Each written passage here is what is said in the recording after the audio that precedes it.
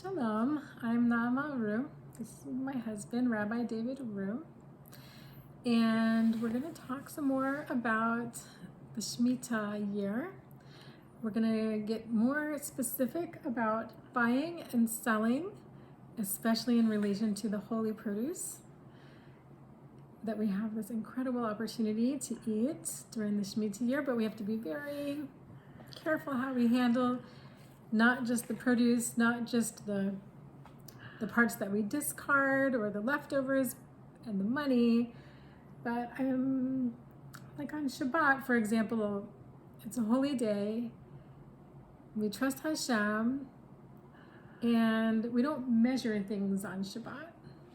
So how does this play into the sanctity of the Shmita? Well, we've talked about different permitted ways of buying, but what about the farm owner? Is he allowed to sell? The Mishnah in Shvi'is says, "Lo ye lוקח ירקות שדה ומוכר בשוק." I'm not allowed to harvest fruit and vegetables in my field and take it and sell it at market price. אבל הוא לוקט ובנו מוכר על ידו. But he can gather a little, and his son can sell it for him. לוקח לעצמו והותיר. If I gathered for myself, I was planning on using this as my own, in my own kitchen, but guests didn't come over, someone was sick and they didn't eat, so I have extra.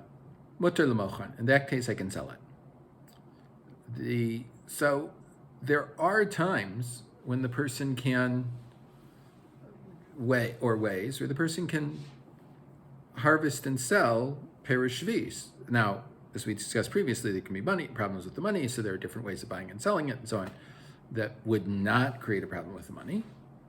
Review the last video. The Gemara in Avodah says something interesting. Detnיא, החמרין שהיו עושין מלאכה בפירות shvi'is.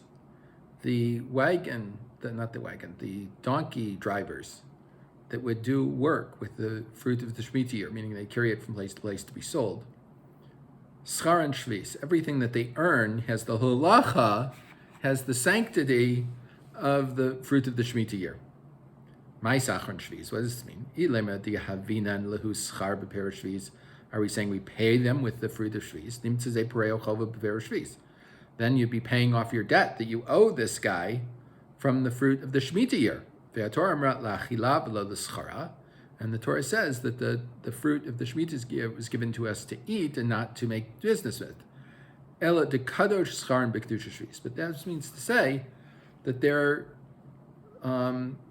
payment, their income, has the sanctity of shvi'is, so they can only buy food with it and so on. How do they pay their rent?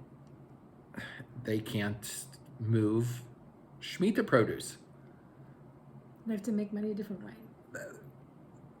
The way of transporting all products was either with camels or donkeys. So it's not only food that they transported. Oh, okay. Right? If they transport fruits and vegetables of the Shmita year, they have a problem because their business shouldn't be done with this. So the Rishonim discuss what it means that it's prohibited to do business with fruit of the Shmita. So Rashi and those that go along with Rashi say, the reason is because of that we have to get rid of the fruit of the Shmita year, certainly by the end. And if I'm making money this way, some of the money is going to go past that time. I'm not going to know which money is which. I'm going to violate the prohibition of biur, and this will be a problem. According to the Ran and the Rishonim that follow this, the Torah was careful, and it said specifically that you can use the fruit of the Shmita year to eat and not for other things. So, obviously, if you're not supposed to use it for other things, I shouldn't be using them for selling and so on. According to the Tosfos, I am not allowed to gather fruit with the intent to sell it. Tosfos apparently rejects the first half of the Mishnah that I can gather some stuff and have my son sell it for me. He doesn't seem to accept that. But if I gathered it for my own use and I had extra of that, then it would be allowed to sell. According to the Rambam, or I could be hired by someone else, by the way. I'm a sofer, but no one wants mezuzahs right now. And this guy doesn't have time to go out and collect the tomatoes and cucumbers that he needs to make his Israeli salad. Says, listen, will you go over to the field over there and gather me some cucumbers and tomatoes so that I can do? I'm paid for my work, not for the fruit. According to the Rambam, the way the Chazon Ish understands him is you're allowed to gather small amounts, less than the normal harvest, certainly, and not in the normal way.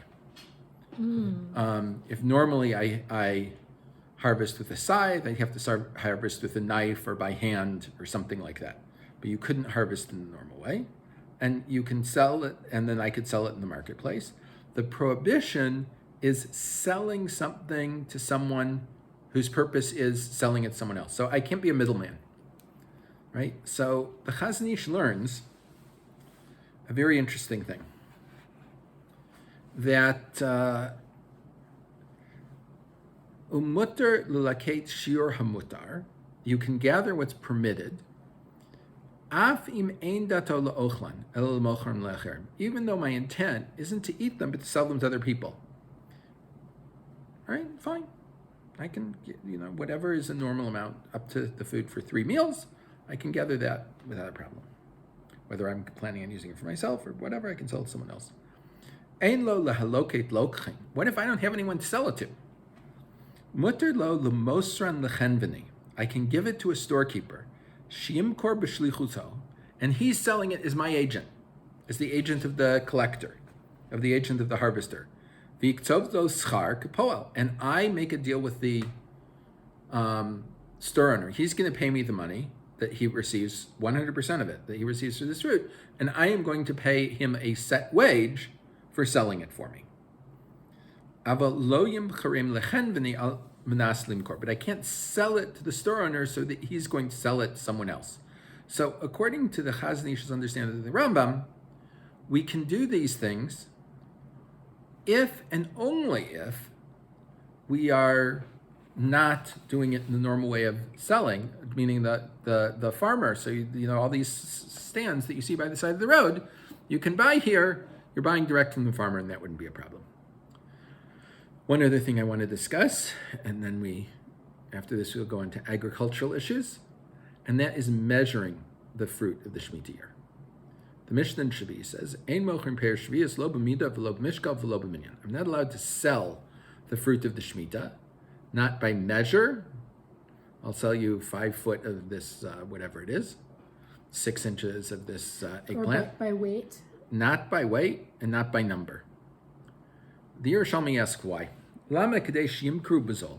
Why aren't we allowed to sell in this way? So we sell it cheaply. V'yishko b'litra v'yimkor b'zol. No, so tell the people we sell it by weight, and but the price is less this year than all other years. Im amar atken, if you would say this, avhu eno noheg behem kedusha, it would cause people not to treat it with kedusha. So the Rash Serilio says that this is the takana that the Gemara is putting in, and so that everything will be sold cheaply, and so that the seller will be reminded that the money that he's receiving for this has the sanctity of the Shmita year. The Rambam has a different reason for this, and so that you sell by evaluation. This looks like it's about 3 kilos, so we sell for this. And this is so that you know that the fruit is actually hefker ownerless. I don't own it. I'm just being paid, so to speak, for bringing it to you, or whatever, right? And so that you know that you can't sell it one person to another.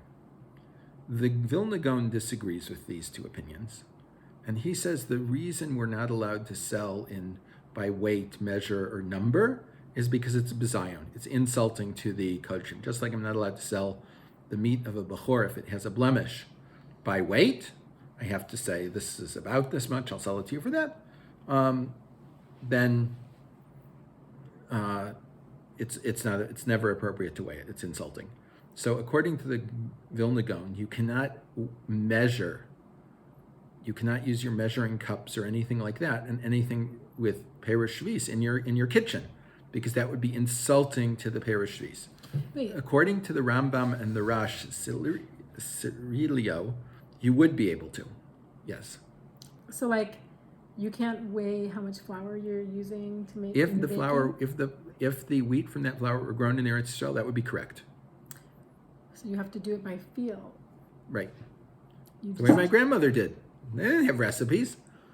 So the Aznidabru paskins like the Rambam and not like the Gra. I think the only people that are makpid are the Gra are the people that are careful to keep all the minhagim of the Gra all year round. Everyone else relies on the Rambam, that it's only a prohibition of selling in this way, but it's not an intrinsic prohibition of measuring the produce of the Shmita. Okay, really quick. How important is it to observe all of these details and practice them through the year? Extremely important. It's not just like suggested, it's like a law for Jews in the Holy Land. Well, because one of the commentaries of Rashi on the Chumash is because you did not keep Shmita properly, therefore you were exiled from the land.